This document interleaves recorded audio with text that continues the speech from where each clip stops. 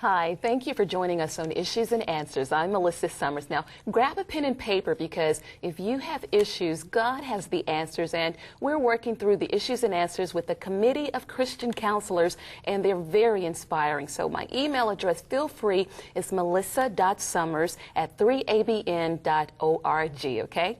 Now, today's issues, we're discussing the realities of divorce. And our guest is Nancy Van Pelt. She's best-selling author, has written 28 books on family relationships, which have been translated in about 30 languages. She's a certified family life educator, has conducted thousands of seminars around the world. And Nancy, that is a mouthful. Girl, you have been busy. I have been busy. We'll jump right into it. Divorce. What now? A lot of hurt, a lot of tears, a lot of regrets. It is not a fun or an easy thing to go through, and yet it is a reality even in the Christian community today. In fact, sometimes I think Satan works harder on Christians because every time there is a marriage breakdown, he in some small way is winning and feels that he has won up on Christ. And that is sad. Now, I recognize that there are some marriages that cannot be salvaged, but I think we need to spend more time educating people toward happy marriages than we need to spend time on divorce. But divorce is a very, very much a reality in today's world. Okay, now the big question, how do you deal with this reality? And, you know, I can definitely go with my personal experience. You know, I mean, it hasn't gone to divorce yet, but I mean, it's emotionally severing. It's worse than a death. And actually, there was a lady from, what country? She came during what we call a general conference somewhere in the Philippines, and we cried and cried together because she was alone, had lost her husband to death, and I, of course, had lost my husband. He asked for a divorce, and she was sympathizing with me and consoling me. It is true that it's worse than death. Yes, you see, in death, we remember the person in a positive manner, but in divorce, we remember all of the unpleasant, all of the hurtful things. And so we have these two different perspectives. Now, it takes about the same amount of time to recoup whether it's death or divorce. But divorce is so much more unpleasant because of the painful memories that one remembers. You see, when we fall in love, we have been selected by somebody. Out of all the people in the world, we are the chosen one. And what happens to our self-esteem? Our emotions and our self-esteem soar. We are walking on top of the world. We have made it. But to the same degree, when divorce happens, we have now been deselected. Somebody is casting us aside. And to the same degree, our divorce now, our self-esteem now suffers. Okay, let's run through the gamut of emotions that one can expect, because, you know, Nancy, I was totally clueless to what I would feel, and even now, honestly, a lot of times I can't identify. Like Sunday, I was just crying and crying and couldn't stop. And I was like, Lord, I was feeling better. What is going on with me? Why can't I stop crying? That's because we move through stages of acceptance, and it would be nice if we would start here and could just move onward and upward straight into full recovery, but that isn't the way it works at all. The initial stage is denial. I simply cannot accept what is happening. This can't be happening. It isn't true. What are some signs of denial? Now, again, I hope you don't mind me using myself as an example, because I don't mind. But, you know, I said, okay, you know, he's asked for a divorce, and I'm facing it. But so I didn't see myself in denial. But anytime someone says you're single or you're by yourself, I would get this disappointment, this anger, all these emotions. It's like, I'm not single. Right. And to a degree, you are not, because the divorce process is not complete. You are yet in limbo, and that is one of the tragedies of all this. You do not know yet who you really are, because it has not gone to completion. You still are a married woman, yet you have no partner to share that with. And so you are in transition yet. But one of these symptoms or signs of denial is to say, no, this isn't happening. Another is to say, he will come back. I know if I just change, if I just do this, if I just do that, he will come back. And there is not an acceptance of the fact that the partner is gone and may not come back. Now, there is always a chance for reconciliation. And for this reason, I always admonish people not to move too rapidly. Do not head immediately for the divorce court. Allow God to work in your lives. This is a time when people need to really do some soul searching, and the wise person will. I am not blaming you or anybody for the divorce, but it is a good time to look at your life, to look at your character, to look deep inside of yourself. This is the time to get some counseling and take a deep look inside. Is there anything in my life that has contributed to the breakdown of this relationship? Sometimes the person will find that they are not at fault at all. Other times people will find, I see, because I have this character flaw or this personality defect, yes, I am at fault. So the wise person will take a deeper look at themselves. Okay, so dealing with denial. So from denial, what else? The next stage is a total feeling of worthlessness. Now, when we talk about total feeling of worthlessness, this is a self-esteem issue, and it has to do with this feeling of being cast aside and not knowing who you are anymore because you were a married person. Now you're not. I'm thinking of a very good friend of mine who was married to a physician, and he cast her aside and asked for a divorce to marry her best friend. And not only, you see, if you're a physician's wife, you are losing a lifestyle. Up until now, you have been Mrs. Dr. So-and-so. All of this was being cast aside. So she is losing a lifestyle that she had never known anything else but that. So who is she? She had to find out who she was. The feelings of bitterness and anger that can come through this process was tremendous. In this particular case, not only did he cast her aside, but he wanted their 3 children. And a doctor is in a good position, shall we say, to purchase his children, to buy the children away. And so the first one, he said, your mother can't afford to buy you that ATV you want, but I can get you this big bike, you know, whatever. And so the first one, loyalty and affection of the child. The second one, he said, you know, he says, I can buy you that Porsche you want. I'll let you take it to the show, you know. So pretty soon, not only had she lost her husband and a lifestyle, but she had lost all 3 children. And the hurt inside of her was so tremendous that one night, in the middle of the night, she felt she couldn't handle it anymore, and she ran outside in her night clothes, almost totally unaware of what she was doing, threw herself on the grass and said, Lord, you must take this from me right now. I can't handle it anymore. And she said it was gone, just like that. You know, Nancy, and let's elaborate on that, because a lot of times we hear people talk about on all of these, you know, shows and so forth about divorce and dealing.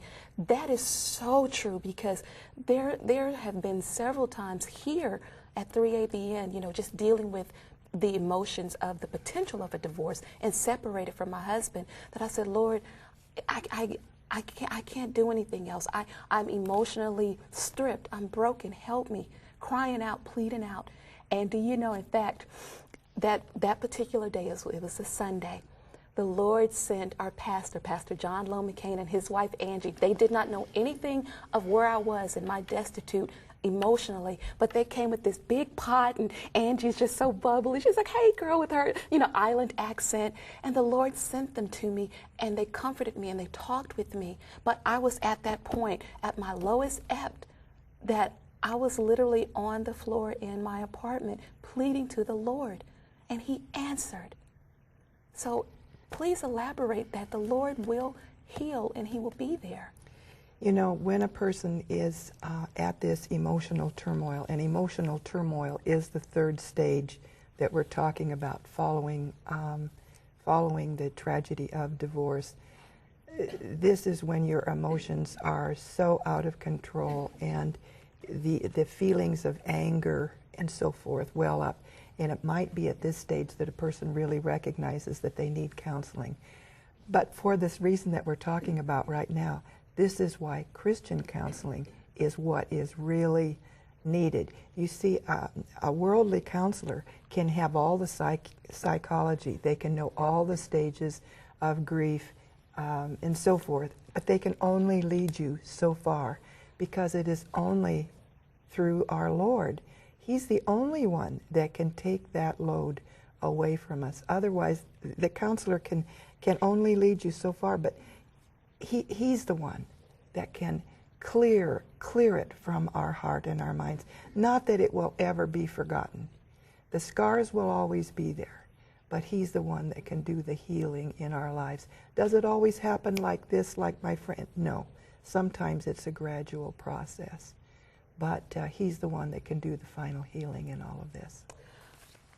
As a Christian counselor, you have someone coming to you like your friend. What is some of the advice that has been most profound, most helpful as a counselor for someone that maybe in their Christian walk they're not aware, they don't want to hear, okay, pray to God and He'll answer it? Right. One of the things that I frequently have people do with all their hurts and resentments, all their anger, is start keeping a diary, start writing it out. There is something extremely therapeutic by keeping a journal or a day-to-day diary, and then they have to bring it to me and read it to me. Now, when there seems to be an accumulation of these hurts and they do not seem to be able to get over the hump, to be able to allow it, to release it to the Lord, it just seems to continue to build up. What I have them do is continue to write out this, all their hurt, all the pain, all the anger. So identifying with... Write out every lousy, rotten, mean, horrible thing that man ever did to you, every way he ever hurt. And some women say, I go out and I buy a brand new notebook and I'll fill it all pages. And they bring it back to me and they triumphantly lay it in front of me. They've taken their time, and now they want to read it to me. And I say, no. Now we're going to take this notebook and burn it. Because going back over it is rehashing it. And whenever, this is actually sort of a fearful thing to do, because whenever we write things down, what it does is reinforce it in our brains. And I do not want this negative reinforced in their brain. But what it does is a final release. And then as they watch it go up in flames, as they see it turn to ashes, they recognize that this is a final release, and they can release it to the Lord. And they are now clean and an empty vessel for the Lord to begin to fill up as they let all of the anger go. And you have actually witnessed this working? Yeah, I have actually witnessed this working in a woman who was so angry with her husband, she said, I want to kill him. Wow. And I asked him, I said, do you believe that she would do this? He said, I would never turn my back on her. She was so angry, and I actually saw this happen in her life. What else? We write the journal, we let it go up in flames. There is a certain type of counseling that I would like to recommend to people, and it's called cognitive behavioral therapy. There are counselors and there are counselors. First of all, it needs to be a Christian counselor. I believe that the Christian aspect of this is so important. Not just going to any, shall we say, county mental health clinic. Mm-hmm. They, again, may have certain skills, but they can only take you so far. Mm-hmm. But there's a certain type of therapy now that they are finding as better results in many different areas of life than any other type of counseling. And it's getting a lot of media attention, and it's getting a lot of studies done on it. Now it's called cognitive? Cognitive behavioral therapy, or CBT for short. Now, what is that? Okay, cognitive simply means our thoughts, how we are thinking this moment on any given subject. But the truth of the matter is our feelings follow our thoughts. Our feelings follow the bent of our will. So if we can set our will in the right direction, our feelings and our thoughts will follow. They're just now coming out with this? Yeah, it's been around just a few years. And I say that because biblically, that's the whole Christian stance. The flesh surrenders to the will. You don't give in to the flesh. You give in to the will. And it starts in the mind.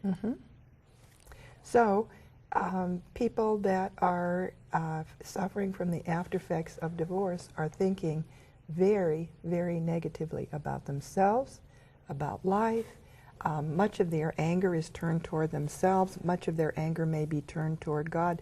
They don't even recognize that they are angry toward God.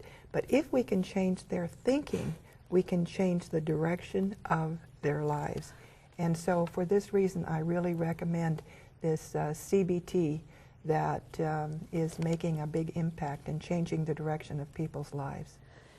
You know, this is just amazing because, you know, just in reading the Bible, studying the Bible, and there's a book by Ellen G. White called Mind, Character, and Personality, and it explains that your thoughts become your actions become your habits become your character, who you are.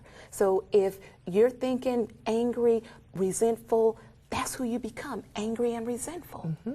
And Scripture says, as a man thinketh, so is he. So if you are thinking all of these negative thoughts, whether they're about somebody else or whether they're about yourself, you are not in a positive direction where you can make any changes in your own life. You are not accepting this new status in life. For example, what happens to your self-esteem? You've just been cast aside. Somebody has just asked you for a divorce. You begin to think, oh, he doesn't want me anymore. I'm nothing. I'm worthless. I'm never going to get married again. Nobody is ever going to want me. This is all negative thought. And in my book, Smart Love, I take some studies that have been done on women who think this way and women who change their way of thinking and track that and see that one group is going to end up married and the other group is not going to end up married simply because of their thinking patterns. That's true, because I had a lot of friends that said, oh, I'll never find the right man, I'll never get married, da-da-da-da. And I never thought that. You know, I knew I was outgoing, you know, I just never thought that. You know, I know the Lord had someone for me. So this is what you're telling people. It's like when you're going through divorce, the realities are it is a divorce. So to move forward, what are some signs to show me that I am on the road to healing? I mean, I'm crying Sunday, and I thought I was healing. I was feeling better. And what I want you to know is that that is perfectly normal, because but I don't like it. We don't like it, but it is a sign that you are probably making progress, because from time to time you're going to need to release these pent-up emotions. But we never just move straight upward. It's 2 steps forward, 1 step back. But the adjustment phase comes next, where you will start feeling better, not for a period of time. Every moment of the day is no longer going to be occupied just thinking about the tragedy in your life. So you can cope for longer periods of time, and you will find these intense periods of grief affecting you less and less. That's remarkable, because that's exactly what's, and it's like, it amazes me that it's this consistent, you know, straight across the board with people, but we're clueless, because I'm telling you, it's like, what is wrong with me? I was feeling fine. Why am I crying? Why can't I stop? You know, or I had a dream like last week that my husband and I were at a store. He was getting gas and I was piddling around in the store and he left me. It was a bad part of town. I tried calling him and the cell phone was off. And I kept saying, you abandoned me, you abandoned me, you abandoned me. So I'm up at 3 o'clock side of my bed praying and crying. Now, another thing that people do during this intense phase of grief is they tell the story over and over and over and over and over again to all their friends. You relive the whole thing. But this also is therapeutic. Now, the thing is, you need enough friends because you can actually drive your friends away. Girl, I got 3 AB in the whole world. But, you know, it's an intense period where you just talk about it and talk about it. You have this need to relive it. But this, again, is part of getting it out, getting rid of it, dealing with the reality. You're no longer in denial. The true effects are there in front of you. So you are getting ready to let go, and letting go is the final stage. Wow, letting go. Let me back up for a second to the adjustment stage. Now, if someone was taking notes, how would we chronologically break down the adjustment stage? It's stage 3. It's stage 3 with letting go be the final. And as you finally let go, your self-esteem has now been reestablished. You have taken the time, you've done the counseling, you've taken the time to reassess who you are. You have accepted yourself now as a single person. So the role of a counselor is the same role as a friend or your friends that you... Yes. Okay, because I have a dear friend, Darlene Hall, has called me almost every single day for 5 months. And it has really been so, I mean, we would pray, we would fast together, and I'm like, Lord, you know, and I really see and understand the mending.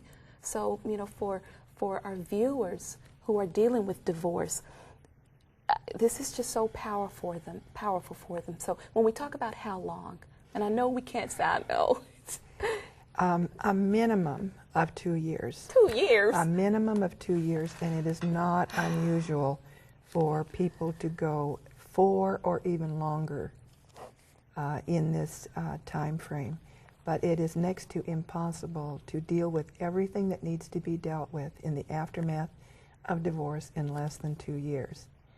Now, let me just mention one other aspect. Can you begin to see all of these phases that we've just talked about and how dangerous it would be to start another relationship when you have not finished grieving the loss of the last relationship? Oh, Nancy, we're going to have another show.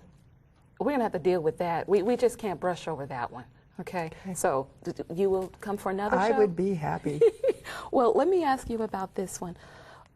2 to 4 years. And is that because there's still emotions that we're not identifying with, that we haven't experienced? Why so long? It just takes that long when you've been a married person. Of course, the longer you've been married, the longer the grieving time may be.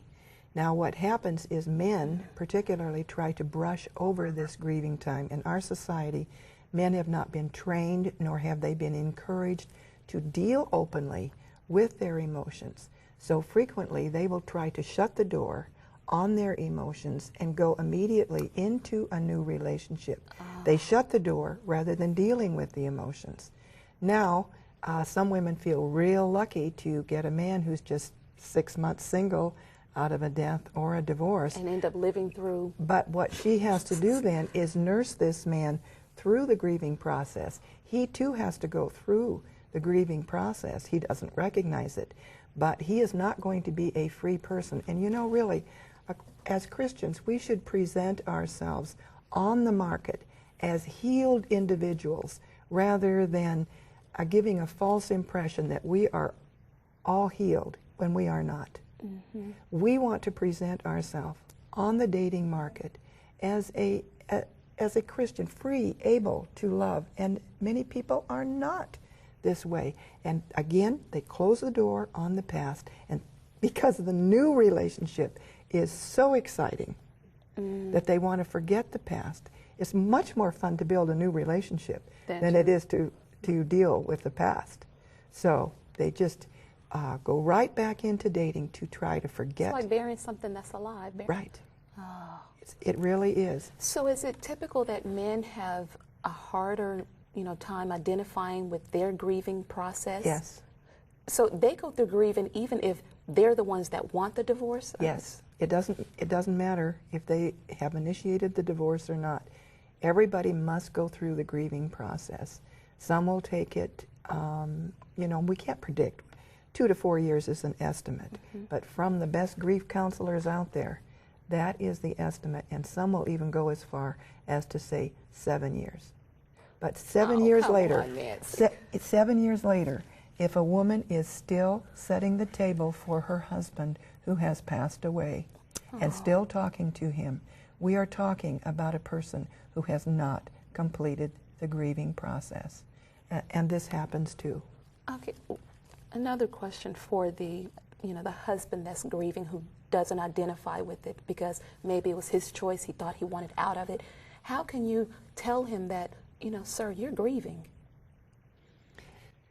If a man did come to me, I would walk him through the various stages of grief so that he could identify what stage he was in. And the good thing is that many men are becoming more cognizant today of their feelings and their emotions and more willing to seek help when help is needed. So in other words, identifying with the realities of divorce. Yes. Nancy, before we go any further, what is your website? My website is www.heartandhome.com. Okay, www.heartandhome. H-E-A-R-T, and then the letter N, and the word home, H-O-M-E. Okay. Thank you so much for coming in. You promise to come back? I'd love to. We've got to talk about happiness and divorce. All right. After divorce. After divorce. There is life after divorce. Amen. Thank you so much for joining us for this edition of Issues and Answers. And you know what? Whatever issues you have, God has the answers, and you have us. So make sure you email me at melissa.summers@3abn.org. God bless till next time. Bye.